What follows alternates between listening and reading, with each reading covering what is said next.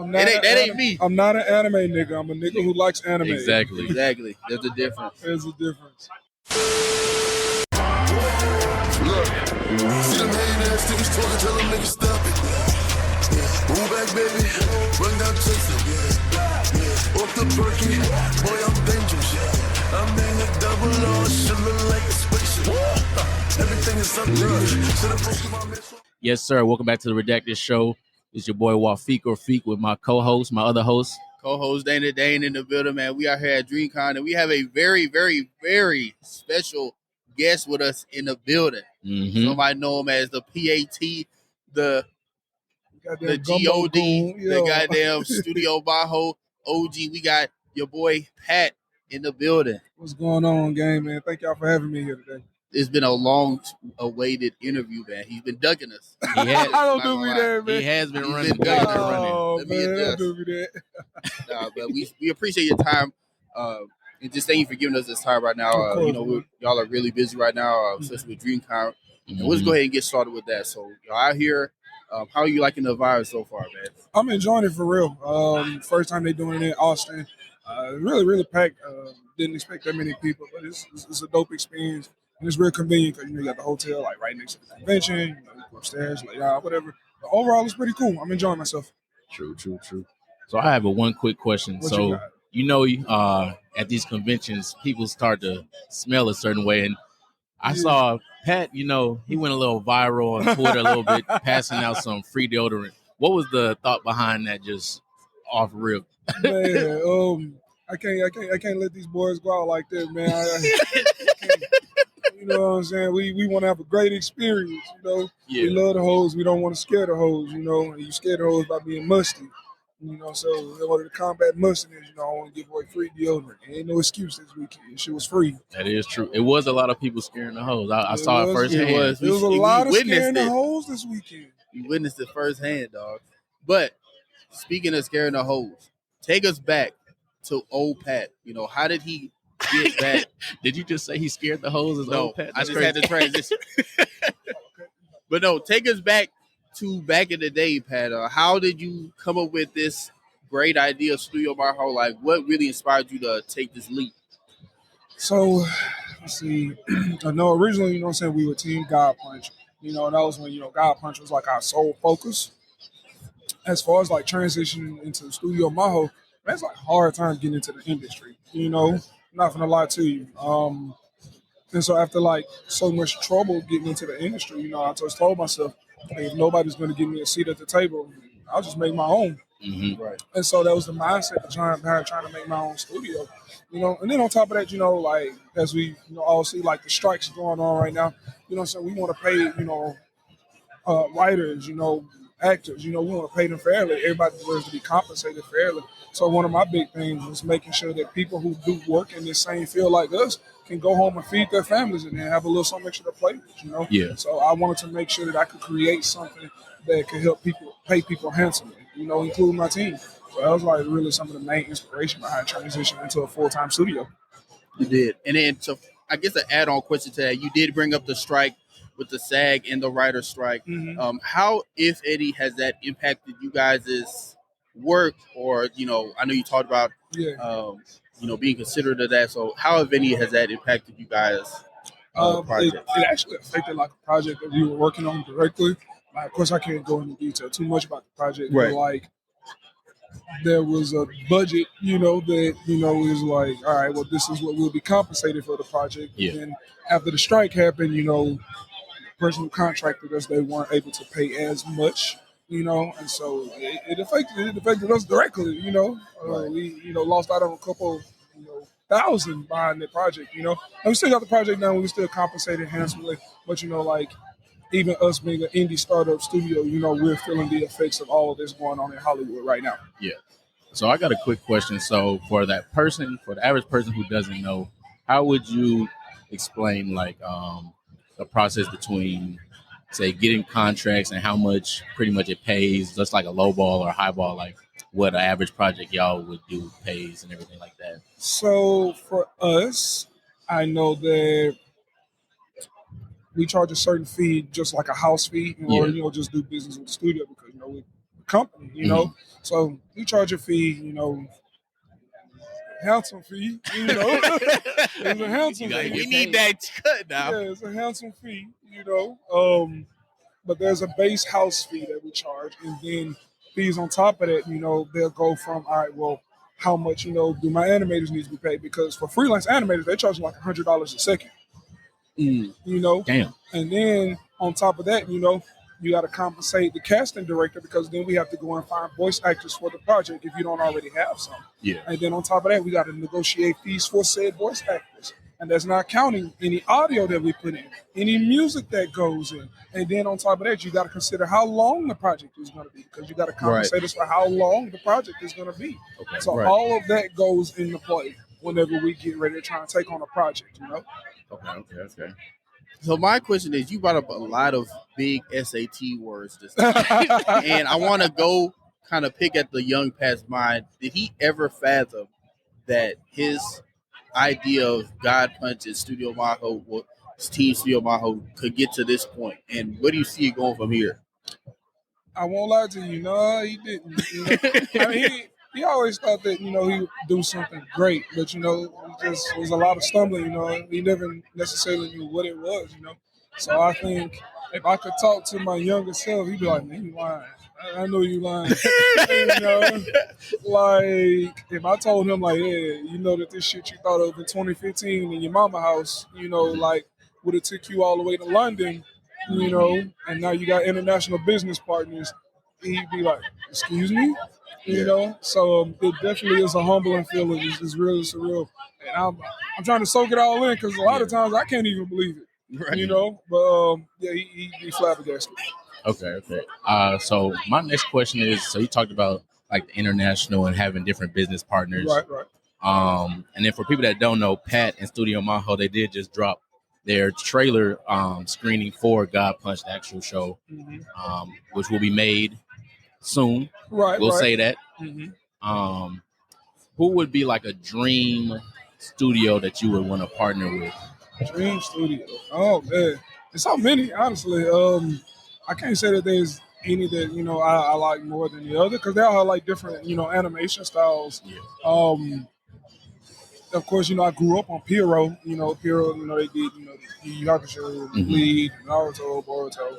But Sunrise actually inspired me to make a studio. And Sunrise is the one that do all the Gundams, you know, Cowboy Bebops, you know, all that stuff. And the Cowboy Bebop. I know they did Gintama as well. But I don't know, man. You know, again, I'm feeling blessed to just even be here. But it's crazy. Zeno asked me the same question yesterday. I didn't have an answer for it. Yeah, I didn't have an answer, man. Man, whoever reaches out, man, I'm sure we're willing to talk. You know, if UFO Table reach out, let's talk. Hey, Demon Slayer ain't got too much longer, man. Come holler at me. You know? It's almost over. You know, it's about to end. We got about 1-2 more arcs left, so you don't need a new powerhouse. You know, I'm down. Okay. You heard it here first. It's exclusive. Exclusive. Affordable. If you listening, come holler at me. And we know y'all listening, because y'all listening. Because we know Marvel listens. Man, if I could tell you the amount of times we said theories and then they would release something about it, I'd be like, somebody there's listening to us. They bugging. They bugging the interview. No, for real. Yeah. So I know during your God Punch panel that you had, before you showed the panel, you question was brought up on like any kind of Western comic experience or influence that you had, and you said you didn't really have any. You gotta go into that in a kind of a second question. Are there any Western comics or media that you're looking at that are inspiring your work right now? Right now, I think after I got like really big into comics, definitely Green Lantern. Green Lantern. I definitely have a character in God Punch I'm going to be introduced who has a very similar skill set to Green Lantern. Definitely for the most part, that's about it though. I'm a big Green Lantern fan, you know. So yeah, definitely. Okay. Which Green Lantern is your favorite? John. The only right answer. The only right answer. John. Shout out John Stewart. Shout out John Stewart. Okay. So, I thought you didn't like bald people though. I thought you didn't like bald people. I mean, he got a fade in some of them. I only read the ones where he got hair. You know? I say Justice League, he had a fade. Justice League Unlimited, he was bald headed. I ain't watching. See, I ain't watching. He had the bald fade in the first one. Then in this newer version with I forgot his name. He was the actor that played Hawkman in Black Adam. I forgot his name. I know who you talking about. He voiced the new DC Jon Stewart Green Lantern movie that they just made earlier for that DC Reign of Tomorrow universe. But I feel like I just had a question, but I kind of forgot it. What is? I guess a few questions like, what are some of your favorite moments that you experienced at this Dreamcon and Dreamcons in the past? So at this Dreamcon here, definitely one of the highlights is, of course, showing the anime. But for me, you know what I'm saying, is seeing my team. This is like the first time we've all, had a chance to be together. Usually, when we do get-togethers, it's hard to kind of get everybody in one place, but everybody came out. So that was definitely, one of the more positive experiences. But aside from that, man, just the people, you know what I'm saying? Like, I'm more of a community type person, so like, I get with my boys, you know what I'm saying, seeing people from social media, you know what I'm saying, for the first time, like that those types of things mean a lot to me. So I'll definitely say, just meeting people from social media that, I've been chit-chatting with and just seeing old friends, like that's definitely my favorite part of any convention I go to. Okay. Now, what do you think would be one of your least favorite things about the con? The must. These niggas stink. Now, I've had experience with that, but I don't know if it's just me or like my smell is just so overpowering. Like I haven't been smelling too many musty niggas. Now you've been around, not like that, but like you've been around. I was upstairs in a party and niggas had a push-up contest, bro. Just in the middle of the party in front of hoes, like in front of hoes, bro. That shit was terrible. That's the definition of scaring the hoes. That's the stuff we talk about. Stop trying to be not yourself.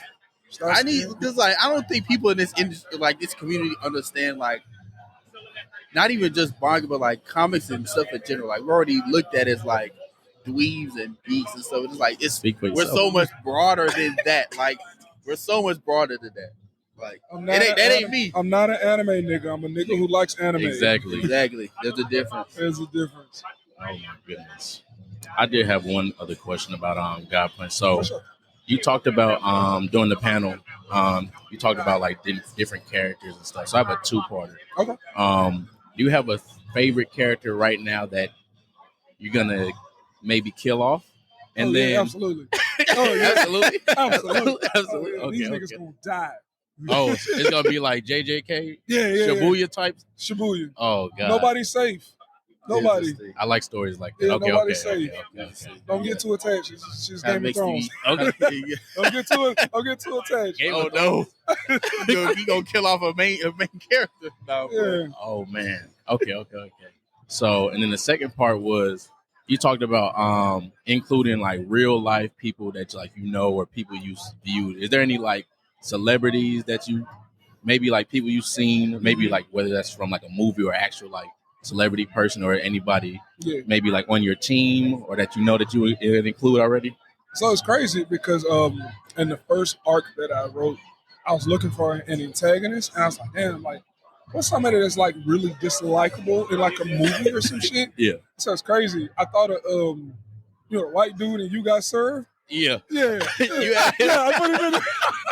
I put him in there. I put the white dude in there. Okay. I made him like my first antagonist. Yeah.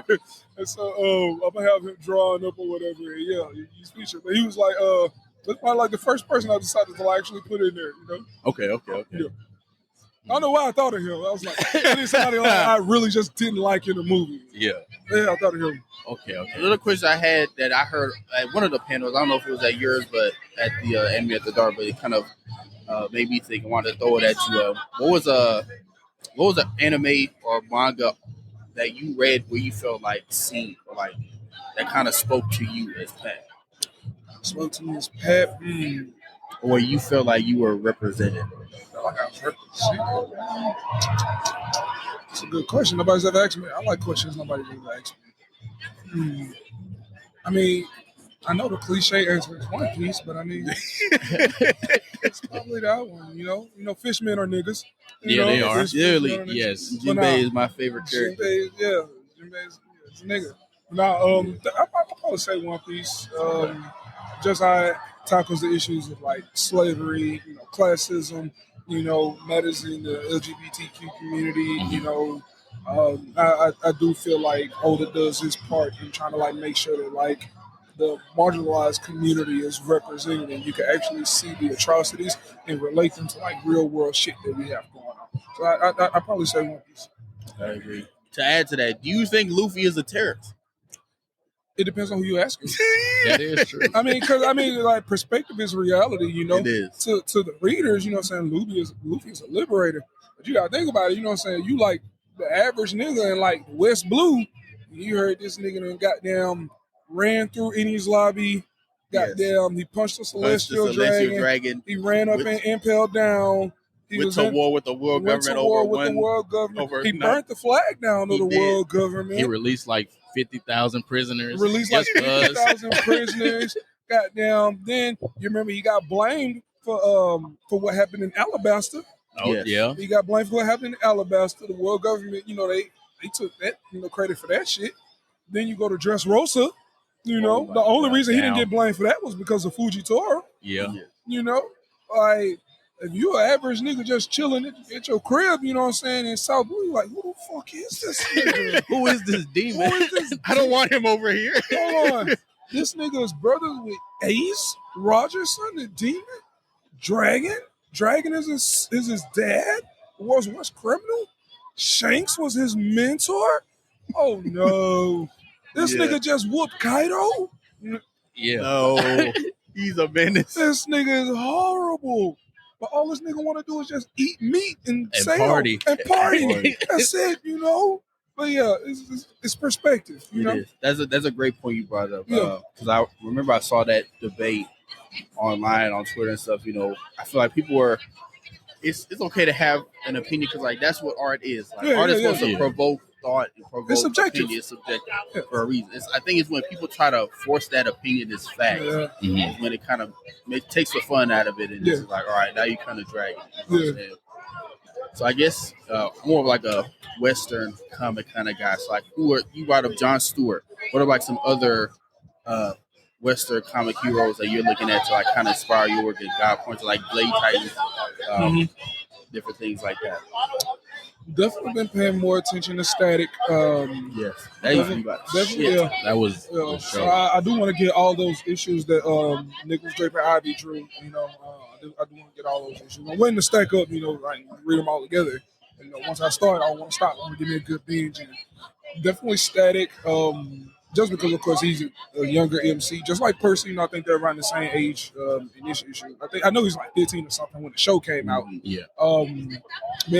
Static because I wanted like a younger character, so we could explore the immature side of him, and just kind of focus on him growing and learning and becoming a man and a real hero. Also, pretty big Nightwing fan too. I like Nightwing. I do like Nightwing. That's one of the first times, not first time, but a lot of times when people talk about like the Bat Family, I feel like they exclude Nightwing a lot. I love Nightwing. Like a lot of times I hear people, they say like, oh, I really like Jason. I really like Damian. And it's really those two, like the Damian, Jason. And then they bear. And then sometimes people don't even who say are like Tim. true. He's like a forgotten soldier. Exactly. Yeah, but he's like the best. He's the best detective. Robin. He's the best, like pure detective. Yeah, Pure detective. Yeah, but I mean, I know like Dick is stated to be like pretty much Bruce's equal, but I think he's supposed to be like smarter. Yeah, but yeah, I think my love for like Nightwing started with like Teen Titans Robin. Okay, yeah. Because I know they said it was like supposed to be a mix, but I'm like, nigga, that's Dick Grayson. Yeah. Especially when they had that episode where he turned into Nightwing, like, you can't tell me no difference. Dick Grayson, nigga. Right. I had one more question. So with your main character, Percy, so you said he's pretty much a similar age as Static Shock, so he's probably like in high school, everything. Yeah, he's in high school. What do you think is Percy's greatest strength and flaw? And then also, is there a time skip within your? Okay. So Percy's greatest strength and flaw. So it's the same thing. It's a double-edged sword. He has a hero complex. He wants to save everybody, but he runs himself dry. He runs himself ragged trying to do that. And then, of course, by trying to save everybody, he comes to the harsh reality that he just can't. Yeah. And so he beats himself up a lot. He suffers from extreme guilt, when somebody dies, because he wasn't good enough. He wasn't fast enough, Like I remember in Yu Yu Hakusho and the chapter Black Art, since we had a line, and it just stuck with me. And it was like one of the main things that I focused like Percy's character around. Since we told Yusuke, how does it feel to be strong but not strong enough? And I said, I like that. I'm going to incorporate that. So that was one of the main things that I wanted to like incorporate into Percy's character to help show like this is how good he is, but this is also his greatest flaw. Okay. And to answer your question, it's gonna be a time skip, of course. Okay. You gotta have the beach, the beach episode. The beach episode, high school episode. Where everybody chilling. They're like, we're relaxed again. And then the next episode, somebody. Yeah. We gotta go to the beach. We gotta have the time skip. Yeah. And, some shonen they have a school dance. We got a house party. I wrote a house party. For real? I did write a house party scene because Percy's a DJ. You know what I'm saying? That's what he likes to do. So I wrote a house party scene. That's good. Okay. Yeah, that'd be hard. I can't wait to show that. I can't wait till that show is straight. But I wrote an entire chapter dedicated to a house party. That's gonna be live. My last question before we get into getting our bag is so. For like now, like especially in this industry of being a creative, a lot of people kind of misinterpret inspiration and I guess I forgot what like basic copying is. Oh yeah. So it's like how do you kind of toe that line of getting inspired by something without copying it?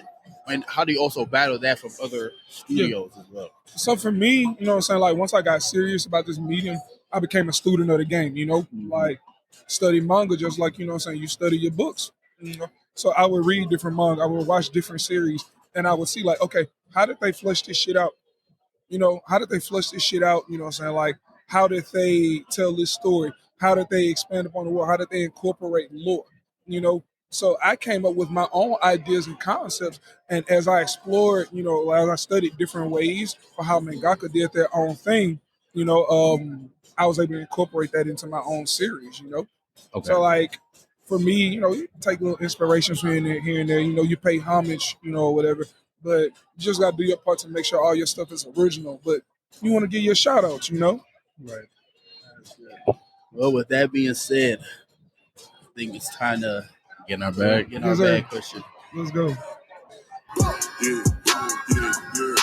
bitch, I'm in my bag, bag, bitch, I just made a bag, bag, bitch, I just made a bag, bag of big bag. All right, for our getting our bag question, the first one is about football. So, okay, you get to create a team. You're gonna have a coach. All right. We're gonna keep it simple. Coach, okay. QB, wide receiver, running back, and on defense you get a D lineman, linebacker, and DB. Okay. Create a team using One Piece characters. Create a team using One Piece characters. All right. Okay. So let's see. For my head coach, who would be? Who's the best tactician? Is gonna lead everybody. They're gonna know when to throw the challenge flag. They're gonna know when to call a timeout. Akainu. Akainu's your head coach. Akainu's my head coach. He is the leader of the Marines. You know what's crazy? I could definitely see his ass. He's definitely a Bill Belichick. It's a Bill Belichick ass nigga. That's a Bill Belichick ass nigga. Bear crawl nigga. Bill Belichick ass nigga right there. Oh yeah, no. That's okay, that's good. My QB, Yasa. Yeah, he's okay. He's a dog. Okay. QB Yasa. All right, and you said who else? Running back and wide receiver. Running back and wide receiver. My running back is Kaido. Okay. No one is stopping that. Nobody tackling him. Derrick Henry on steroids. Yeah. And my wide receiver. See, I need a good ass wide receiver. I need somebody that's gonna go out there and go get it. Yeah, they're gonna climb the ladder. They do have to climb the ladder. You gotta be a deep out there, or you gotta be slant guy. Oh, either one. It's your team. It ain't mine. Right. Let's see. Good ass wide receiver for one piece. You got to be quick. Sanji. It's gonna be Sanji. Okay. It is gonna be. It's got to be Sanji. And Stealth Black. Stealth Black. Okay. Stealth Black. Yeah. Okay. It'll be Sanji, and he could take a hit. Yeah. He can take a hit. We can get as many hospital balls as we can. You just gonna regenerate. That's it. Yeah. Okay. And then defense, we said D lineman, linebacker, DB. D lineman, linebacker, DB. All right. Let's see. For my D lineman. Fuck it, give me Big Mom, man. Fuck. That's exactly who I'm choosing. Yeah. Give me Big Mom. Now, for my linebacker, I had to use Kaido. That's my Ray Lewis, right? He's my Marshawn Lynch, but that's fine. That shit would have been scary lining up across from Kaido. God damn. Imagine him across the middle. You got to run a slant. You get in his zone. That is a wrap. No, for my linebacker. Give me guard. I like that. Give me guard. Anything across the middle, I'm gonna leave it to him. Give me guard. And for my DP, Feeq. Okay. Give me Feeq. I need a nigga that can go get it. Even though I think that's Sanji's EOS opponent. But yeah. Oh, you know what? Hold on. Give me Kizaru. Oh, I didn't even think about Kizaru. Give me Kizaru as my DB. Okay. That's who I want. Yes. Okay. Give me Kizaru. Okay. Yeah, okay. I need a nigga that's going to get up there and climb the ladder. Yes. Okay, I'm going to do mine real quick. All right. For coach, I'm going to say Rayleigh. Okay. I feel like he like a Pete Carroll type coach. Yeah. Okay. He going to have fun, chill. Uh-huh. He'll tell you what to do, but he might save you a little bit. Yeah, he see. QB, I want Law. Law? Okay. I want Law. That should be fine. Running back. Ooh. That's a tough one. That is tough. Give me Whitebeard. Okay. And wide receiver, I don't want to say Sanji because you said Sanji. So give me Kizaru as my wide receiver. Yeah, give me Kizaru as my straight deep balls. Yep. Nothing else. Throw them bitches wherever you gonna get it. Okay, D lineman, I'm gonna choose Kaido. Okay. Linebacker, I'm gonna choose